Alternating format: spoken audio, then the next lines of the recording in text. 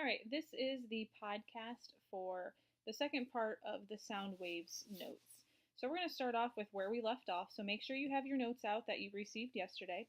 This is the Doppler effect. Now, the Doppler effect is something that you have probably experienced before, but maybe just didn't know the name of it. So the Doppler effect is the apparent change in frequency resulting from the relative motion of a source and the observer. So basically what that means, when you have a moving sound source that is approaching you, so let's say we have a siren coming towards us. The waves in front are bunched up and the waves behind are spread out due to the movement of the sound source. So as the observer hears a higher pitch as it's approaching, and then hears a lower pitch as the source departs. So if an ambulance is coming towards you, the sound is going to appear very high, wee wee, because it has a short wavelength. But as it goes past you, it's going to have a lower pitch because it has a longer wavelength, wee wee, as the source departs. Pardon my example. So as it approaches, the waves are bunched up and they are higher pitch because they are higher frequency. So if you look at the illustration on the left-hand side, you'll notice that the approaching sound waves on the right-hand side of the car are very small, and so it has a higher frequency. If it has a higher frequency, it has a higher pitch. Now behind the car, you'll notice that the waves are much larger, so the space between the wavelengths are large, meaning it has a lower frequency, and therefore, since it has a lower frequency, it has a lower sound. Okay, so hopefully you have your headphones in as you're listening to this. So what I want you to do is kind of close your eyes, and I want you to be able to hear the difference. Okay, so the first example, what I'm going to have you do is raise your hand or just kind of say to yourself, okay, I know when the car has passed. So example number 1. Again, try to keep your eyes closed as you're listening to the video. Sorry, we're just waiting for it to load right here. So what you're going to be hearing is you're going to hear a car approaching. And as it is approaching, you're going to see hear a tone difference.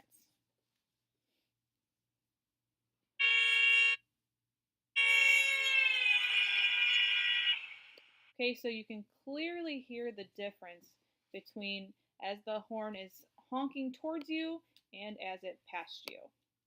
So let's try example 2. Hopefully this loads just a little bit faster.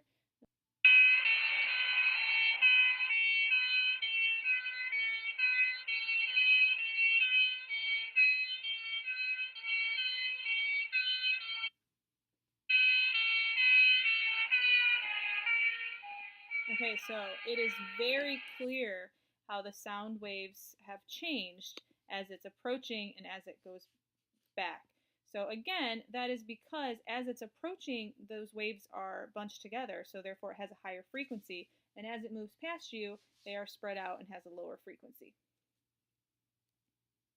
All right, so in general, the effect of the Doppler, it occurs in all kinds of waves, not just sound waves. It occurs in water waves, electromagnetic. So in electromagnetic waves, the Doppler effect helps us determine relative motion at astronomical bodies. So like a meteor or things that are expanding or growing. So if we think of, on the electromagnetic spectrum, we have the red side of visible light, and then we have, I keep saying, closer to the blue side, which is our violet. So in astronomy, they say a blue shift is when a shift to a shorter wavelength as a light source approaches the observer. So now if we remember the electromagnetic spectrum, the blue light has a shorter wavelength. So a blue shift is when we have a shorter wavelength.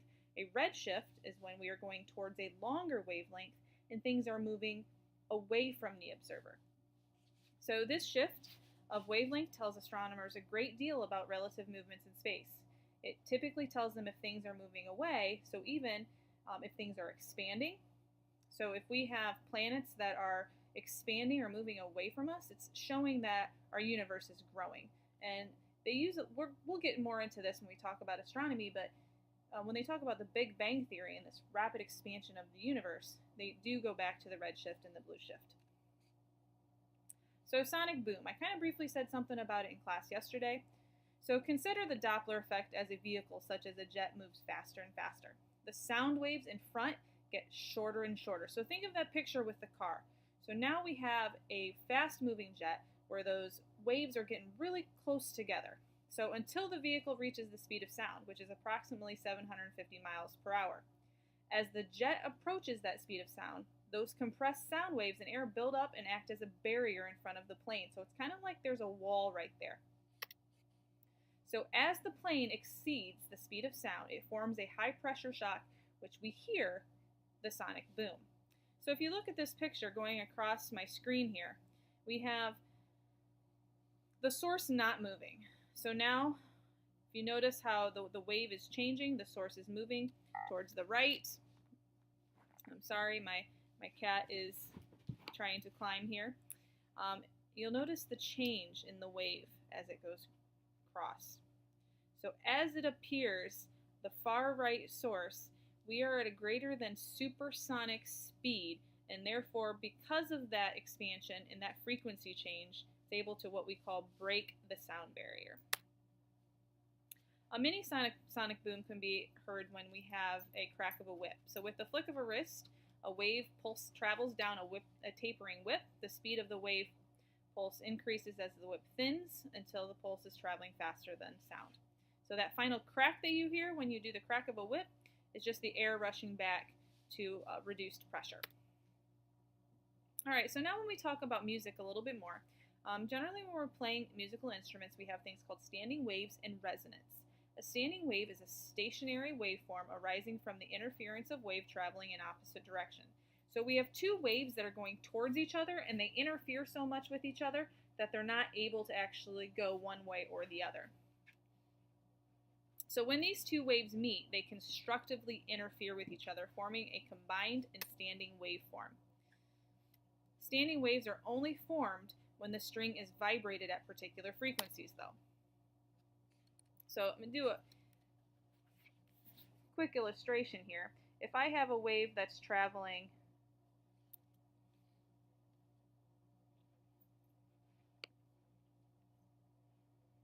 in one direction,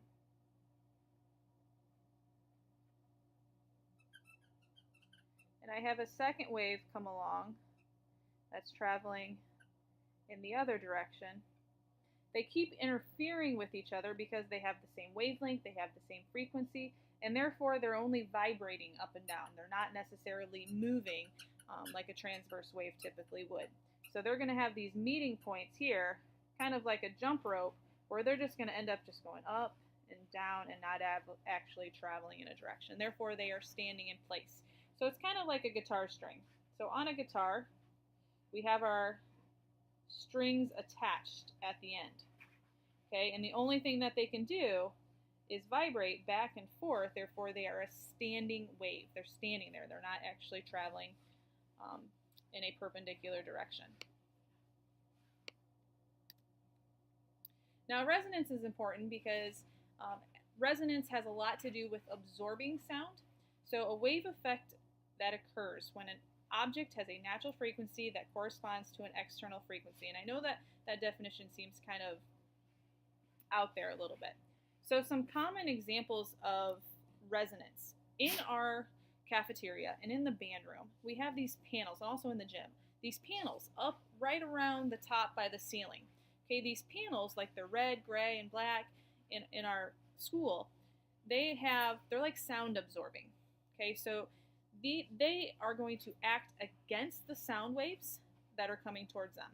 So typically we're going to see a lot of echoing if something just bounces off of a flat wall, but by adding something that has a little bit more structure to it or more fiber to it, it's going to absorb that sound. So it's kind of canceling out the sound. So resonance has that ability to absorb sound so that it doesn't make like it's louder in there. So obviously we have it in our gym so that we don't have echoing from all the athletic events that are going on. Have it in the cafeteria because of all the noise, all the kids there. And then obviously in the band room, we want our sound to sound the best, the music in there. So they have it so that it's absorbing sound rather than echoing or reflecting off of the walls. So like I said, musical instruments use standing waves and resonance to produce different tones. Guitars, violins, pianos, all use these standing waves. So these standing waves, like I said, they're attached on each end. therefore they're standing in place. We have stringed instruments are tuned by adjusting the tension of these strings. The body of a stringed instrument acts as a resonance. So think of a guitar. Inside of a guitar, it's hollow. So it is absorbing some of that sound, therefore it makes it amplify the sound and sound a lot better.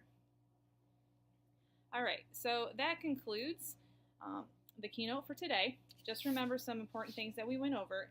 We went over frequency and how frequency is the inverse proportional to period. We went over wave speed when we take our wavelength times frequency, and also the speed of light, which is 3 × 10⁸ meters per second. Okay, so that concludes this podcast.